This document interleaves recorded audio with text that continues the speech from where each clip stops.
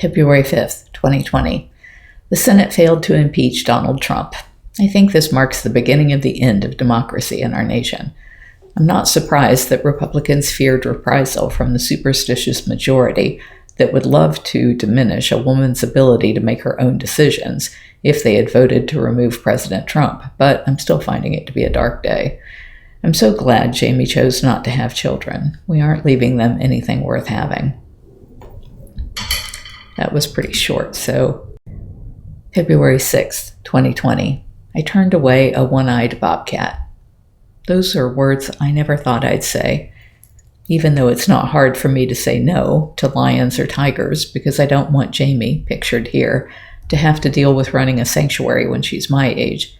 I've had the belief that the small cat trade was so close to ending I'd never have to turn away a small cat.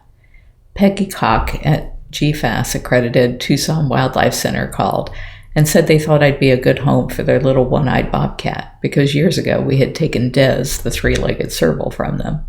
They only do rehab and release of native animals. This bobcat only had one eye and a host of other medical issues that made it impossible for her to be set free, but she'd been there since she was tiny and had been raised with a group of bobcats who were now about 8 months old and ready to be set free. We know from camera trap footage that releasing one-eyed cats, Chance and Thor, that they do fine, but it was her other issues that prevented her from being a candidate for release. I told Peggy I couldn't take her, but that I'd reach out to a closer accredited sanctuaries to see if they could. I reached out to both Lynda Sugasa at Safe Haven in Nevada and Turpentine Creek in Arkansas.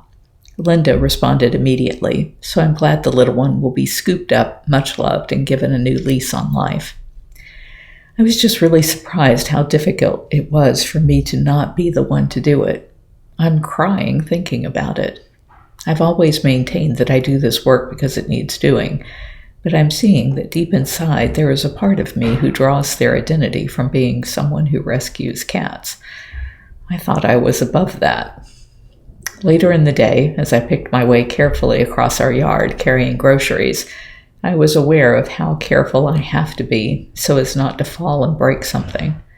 Howie is unable to drive, shop, do his own dishes, laundry, or even put on his socks without my help, so I can't risk hurting myself and not being there for him. Maybe his time of healing came at a good time for me to transfer my need to rescue. If you're enjoying my diary, please like, share, and subscribe. You can find other ways to connect to me over at bigcatrescue.org/Carole.Baskin.